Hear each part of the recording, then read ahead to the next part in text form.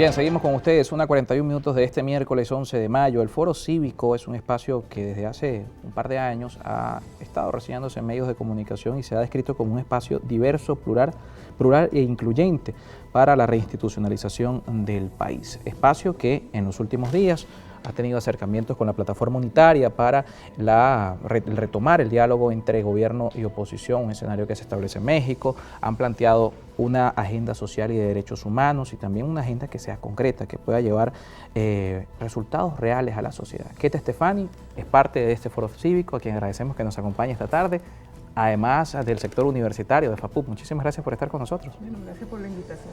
El Foro Cívico, este espacio que además ha tenido también acercamiento con el Estado venezolano, estuvieron en una reunión en Miraflores, primero para contextualizar a la audiencia cómo surge en un escenario de tanta polarización que existe entre las fuerzas políticas de oposición y gobierno, que hay representantes de academias, representantes del sector empresarial. Ricardo Cusano también forma parte, por ejemplo, del Foro Cívico. ¿Cómo terminan vinculándose en este punto del país, de lo que está pasando en una coyuntura como esta? Bueno, eso ha sido un proceso de años, ¿no? O sea, de articulación de organizaciones no gubernamentales, de gremios, de sindicatos, de gremios empresariales, de las iglesias, de individualidades. Ha sido un proceso de diálogo social donde nos fuimos manteniendo en contacto y luego hicimos reuniones, hicimos encuentros, proyectamos esos encuentros hacia la sociedad. Eso se fue configurando así. No es una ONG, es un espacio. Es un espacio de diálogo y de intercambio, de articulación entre distintas organizaciones de la sociedad civil venezolana, que no son todas. O sea, hay muchas organizaciones que no se han articulado con el foro, a los que no hemos llegado, que no se han articulado, pero hay muchas que sí. Sí, hablamos de más de 600 organizaciones que están formando parte ya del Foro Cívico. Así es. El diálogo es un tema que en Venezuela a lo largo de los años se ha visto con cierto recelo.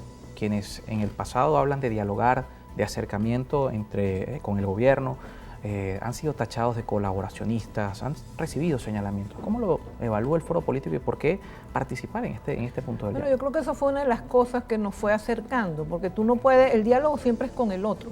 El diálogo social es el diálogo, por ejemplo, en el mundo del trabajo, el diálogo social es el diálogo entre el empleador y el trabajador, para generar, porque hay intereses contradictorios, para llegar a acuerdos en las relaciones de trabajo. Y el diálogo social, en términos generales, es eso, siempre es con el otro, no es con el que está de acuerdo contigo, sino el diálogo es con el otro.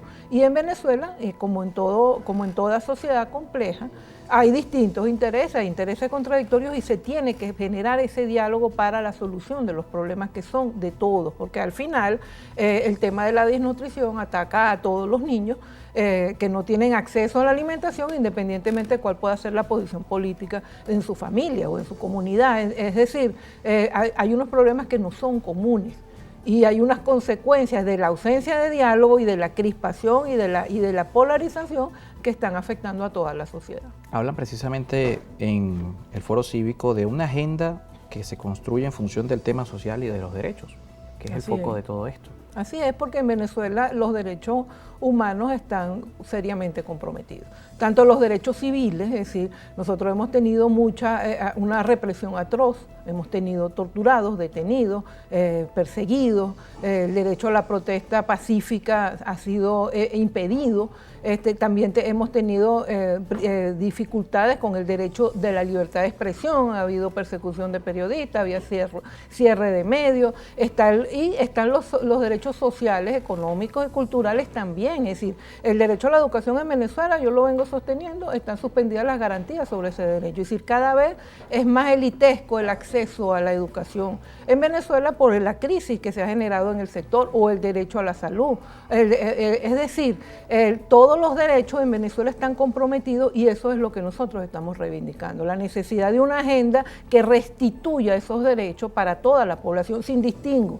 sin distingo de diferencias políticas, de diferencias socioeconómicas, de diferencias ideológicas, religiosas, sin distingo. Es decir, son derechos del ser humano, de la dignidad del ser humano que tú tienes como sociedad que proteger. Eso es lo que nosotros estamos planteando. Esta agenda se ha planteado a la plataforma unitaria, como ha trascendido en medios de comunicación, al Ejecutivo también se le planteó. Así es. Nosotros, ¿qué fue lo que planteamos en ambas conversaciones? Una fue un mes después que la otra. Así es. Pero en ambas conversaciones nosotros planteamos que primero nosotros pensamos que el diálogo en México se tiene que reinstalar, se tiene que continuar. Nosotros necesitamos una solución al conflicto político. Es decir, nosotros necesitamos unas elecciones libres, una reinstitucionalización del país, donde haya división de poderes, donde tú puedas acudir si tienes un problema con el Ejecutivo, tú puedes acudir al Poder Judicial y tú sepas que va a haber justicia, no que siempre van a apoyar con el que tú tienes el conflicto, porque eso es lo que está ocurriendo. Se necesita resolver eso, pero hay un conjunto de problemas sociales que se tienen que resolver también y que no pueden esperar a la solución del conflicto político. Nosotros nos han dicho mucho desde la oposición, bueno, hay que resolver el conflicto político para que entonces haya salario, para que entonces haya salud, para que entonces haya educación, y llevamos años en eso.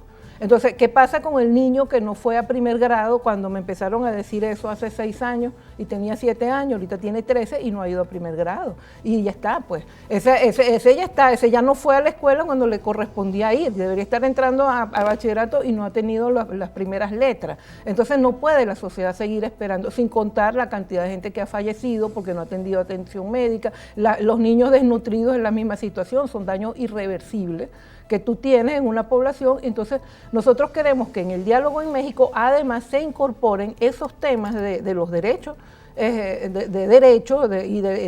los problemas sociales, que se incorporen, y los que se puedan atender en lo inmediato, que se atiendan en lo inmediato, pero que también haya un compromiso de los actores para que, supongamos que logramos el acuerdo, tenemos elecciones libres, gane uno, gane el otro, el que gane, tengan el compromiso con esa agenda de derechos, con las demandas sociales que están produciendo los distintos sectores. No las que diga el Foro Cívico, las que digan los distintos sectores de la sociedad. Claro, porque además hay un llamado a una consulta pública, a una participación pública. Es, nosotros planteamos, nosotros no estamos diciendo queremos que metan al Foro Cívico en México, o queremos tener una mesa aparte con el gobierno, o queremos tener una mesa aparte con la plataforma. Tenemos canales de comunicación, hemos generado canales de comunicación con los distintos sectores, con los distintos actores políticos, pero lo que nosotros queremos es que se establezca un mecanismo de participación pública, donde los distintos sectores, no nosotros, todos los sectores de la sociedad, puedan hacer sus planteamientos para la solución de los problemas que, insisto, hay algunos que puede solucionar de una vez. Bueno, solucionalos de una vez,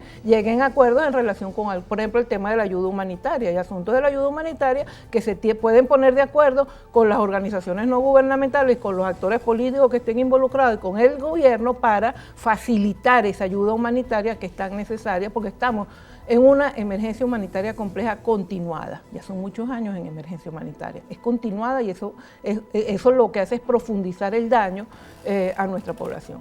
El Foro Cívico, que es una organización, un espacio, como menciona, que no tiene vínculos políticos, no es una ONG, es un espacio donde se han encontrado representantes de distintos sectores empresariales, de la academia, del mundo sindical. Pablo Zambrano, por ejemplo, también forma parte del Foro Político. ¿Cómo ven el tema de la voluntad de las partes? Porque en Venezuela no hablamos de diálogo desde 2022, estamos hablando de diálogo desde 2017 con distintos actores.